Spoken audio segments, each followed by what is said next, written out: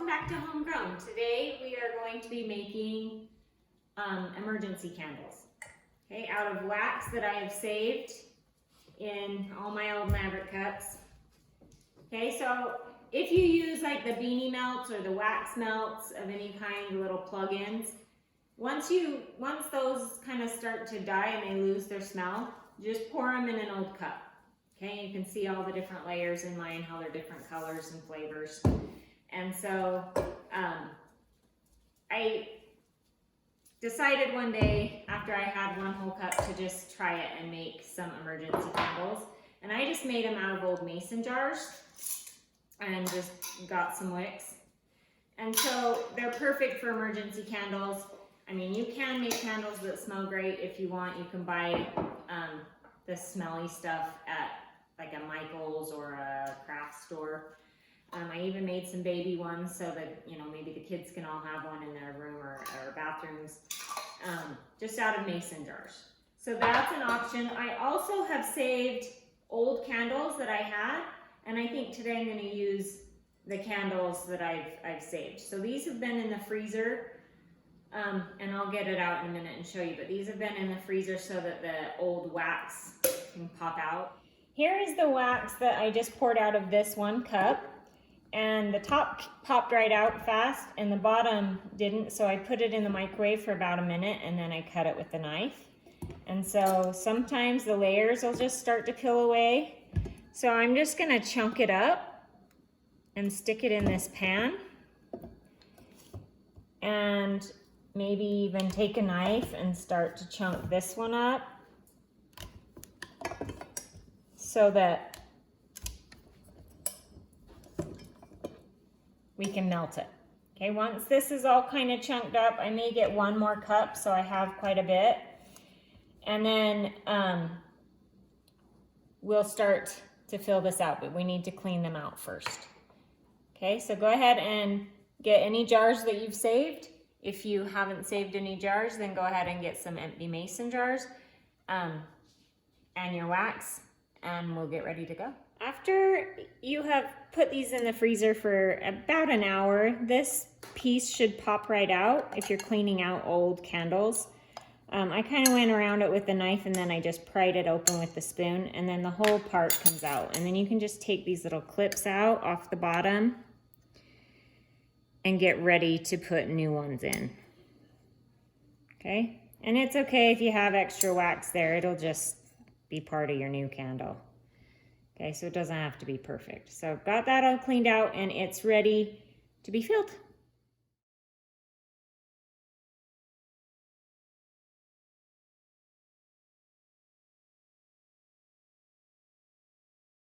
I have all of my wax here that I have stored in from two of these cups, two 32-ounce cups. I also got all of the residue out of these 3 jars here. This will probably make more than 3 jars, so I'll start cleaning those out. But just to show you, if the stuff was salvageable at the bottom, I also threw it in. So I took the clips out. I didn't put this kind in because it had the char from the candle burning in the past. But if it was good wax, I threw it also in my pan. So now I'm gonna go ahead and put this on the stove and just start melting. You don't necessarily want to boil it, you just want to get this hot and melt it. So kind of medium-high heat. May take a while. Just stir it so that it's not really burning. And then while this melts, I'll start getting my jars ready. All right, I have my wax on the stove. I've started it out on high to kind of get it melting. Once the bottom layers start to get melted, then we can turn it down a little bit to maybe medium-high. So we're gonna go ahead and let that get started while we prep our jars. To get your prep done for your candle wicks, I always use these metal skewers. You could probably use anything you had in house, straws or something that'll wrap around and hold tight. So I just kind of start wrapping the top of the wick around this until you get it to the right height. You want this clip to sit neatly at the bottom, and then you want this to come straight up. You can clip this top off when we're done and save the extra, like I have one right here, and you can buy clips for these extra pieces so that you're not wasting it. So save those and you can use them for another candle sometime, or you can use them for those baby ones. All right, so that one's...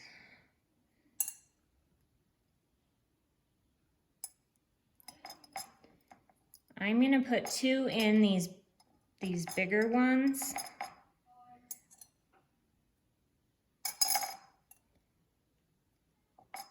So they burn better. You can do whatever suits your fancy for that. So 2 wicks. This is where you're gonna place them however you want them.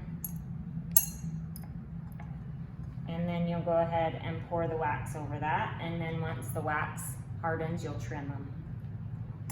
Okay, so get yours ready to go, and you'll do the same for all the jars you have. Once again, if you end up with too much wax for jars, you can just go ahead and pour it back in a cup and let it harden and use it next time. So the great thing is you can just use it until you run out of jars, or you can get mason jars and make little ones depending on what you're filling up to.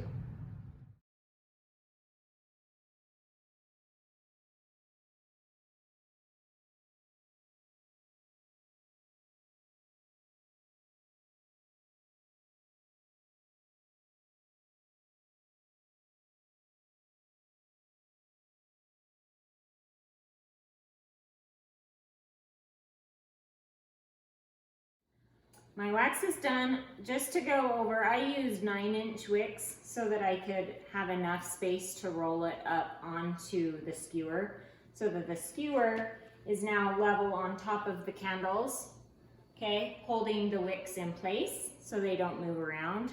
They'll still probably move around, but in theory, that's what's supposed to be happening.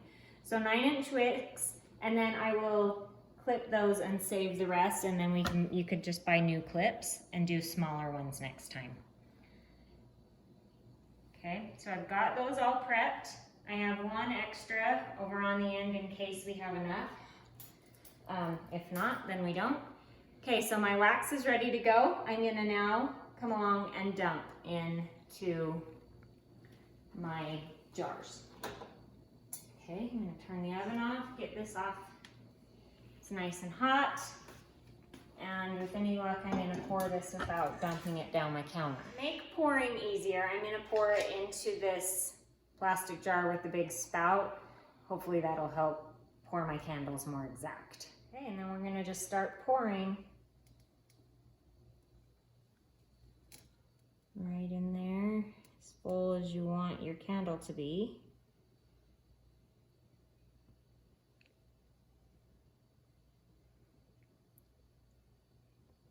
Probably about that, so that you can then clip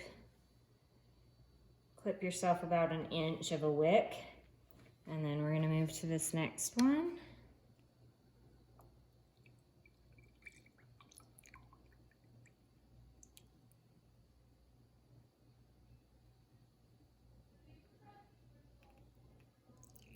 Okay, I'm gonna refill my jar and do the next couple, and then we'll wait for it to cool down.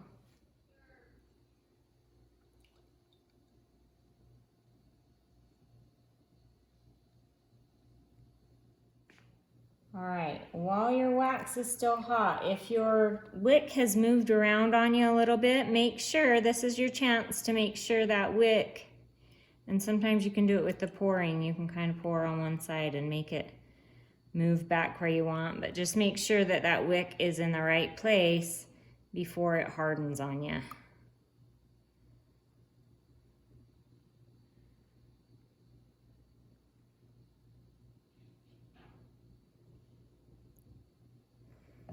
That one totally did.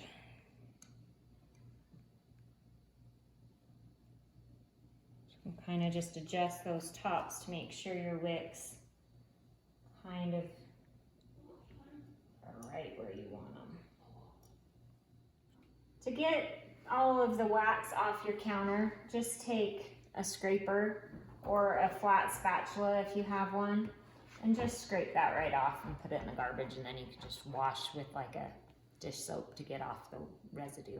After about 30 or 40 minutes, your wax is hard enough that you can start to cut your wigs. It's not completely set up, but it should be fine. So I'm gonna go ahead and leave about an inch headway and cut those. If you don't have sharp scissors, I would definitely wait until it's totally hardened. But like this one was fine. They've been fine. And then I would just leave them out on your counter till they're completely set up, and then you can get your lids. Once they're completely set up, get your lids and stick them on and store them. So make sure you join us next time on Homegrown. Subscribe, like, share this video with your friends, and hopefully it was helpful. See you next time.